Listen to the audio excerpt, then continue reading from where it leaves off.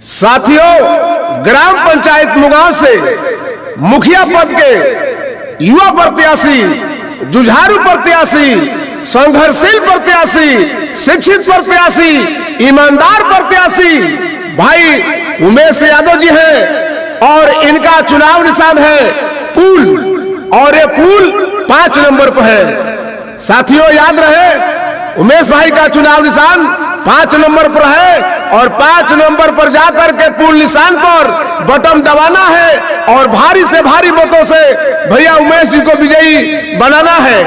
अरे ए चाचा, चाची, ए काकी, अरे ए दादा, अरे रौरे को बोलते नहीं जी। हाँ हाँ हाँ चाचा, रौरे से। अरे हर एक इंसान से भूल चूक होला जी।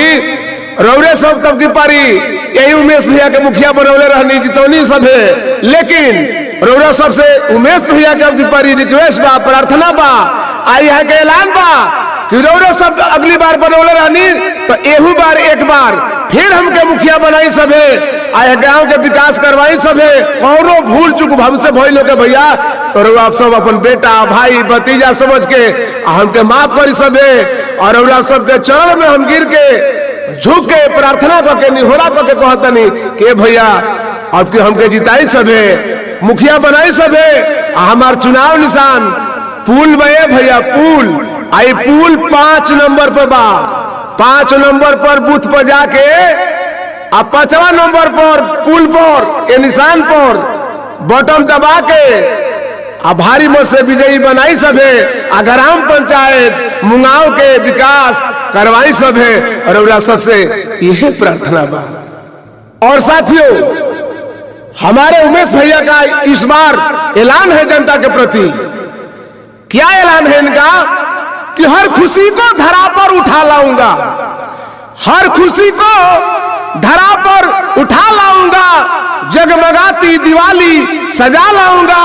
अगर आप लोग यूं ही साथ देते रहे तो मेरे दावा है कि मौत से जिंदगी को छुड़ा लाऊंगा, मौत से जिंदगी को छुड़ा लाऊंगा।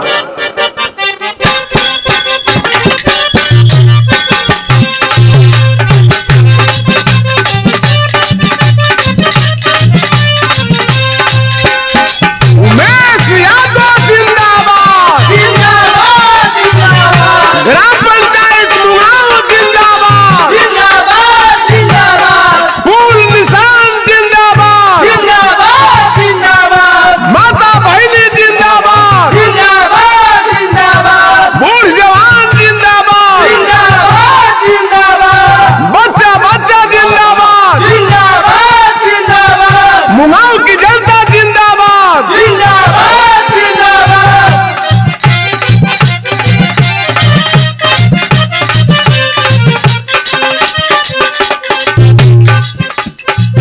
अब गौआ नगरिया के कहे नर नरिया, गौआ नगरिया के कहे नर नरिया, गौआ नगरिया के कहे नर नरिया। अब गौआ नगरिया के कहे नर नरिया।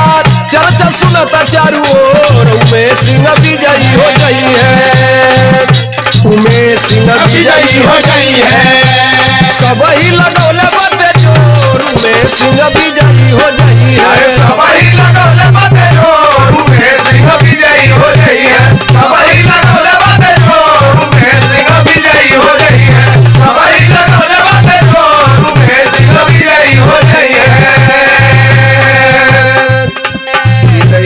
गली नाली रोड चक्कर रोड बनवाई है, बनवाई है चक्का रोड, बनवाई है चक्का रोड, बनवाई है चक्का रोड, बनवाई है।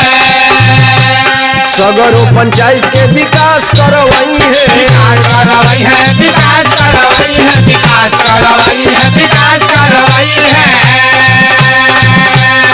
जेकर हक जितना उहे पाई अपना, ये करा हाथ में उहे पाई होता ना, ये करा हाथ में उहे पाई होता ना।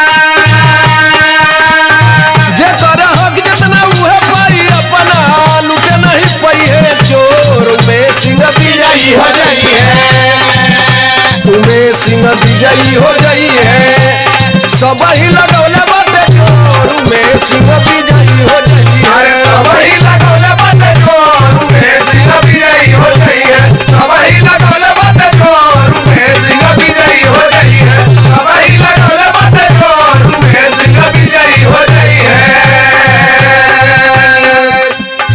सरकारी हक पेंशन पाई है गरीब हो। पाई है गरीब भैया पाई है गरीब हो, पाई है गरीब भैया पाई है गरीब हो। सबही तारीफ करे जे आवे करीब हो। जे आवे करीब भैया जे आवे करीब हो, जे आवे करीब भैया जे आवे करीब हो। कॉलोनी बनवाई है राशन बटवाई है। कॉलोनी बनवाई है राशन बटवाई, कॉलोनी बनवाई है राशन बटवाई है। कॉलोनी बनवाई है राशन बटवाई है।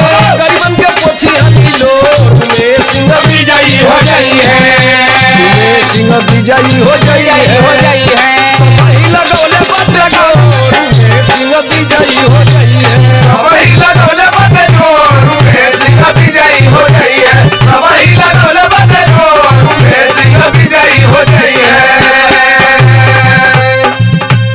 जेकर जैसन काम रही ओकर करिए पूरा। करिए पूरा हो करिए पूरा, करिए पूरा हो करिए पूरा। हम मौका पर भूलई है नहीं छोड़ी है अधूरा। ये अधूरा दाना छोड़ी है अधूरा, ये अधूरा दाना छोड़ी है अधूरा। बिजली लगाई है सब सुख पाई है। बिजली लगाई है सब सुख पाई है, बिजली लगाई है सब सुख पाई है। बिजली लगाई है सब सुख पाई है। घरे घरे होई है जोर में सिंह विजयी हो हो गई है, में सिंह विजयी हो गई है। सबही लगौले बटे जोर में सिंह विजयी हो गई है। सबही लगौले बटे जोर में सिंह विजयी हो गई है। सबही लगौले बटे जोर में सिंह विजयी हो गई है। सबही लगौले बटे जोर में सिंह विजयी हो गई है। पहले जीतवले रहला फिर से जितावा। जितावा हो जितावा, जितावा हो जितावा। फूल निशान वाला बटम दबावा। दबावा हो बटन दबावा, बटन दबावा हो बटन दबावा। इनके जितावा विजयी बनावा। इनके जितावा विजयी बनावा, इनके जितावा विजयी बनावा। इनके जितावा विजयी बनावा। फूल छपे सगरो बसोर में सिंह विजयी हो हो गई गई है, में सिंह विजयी हो गई है। सबही लगौले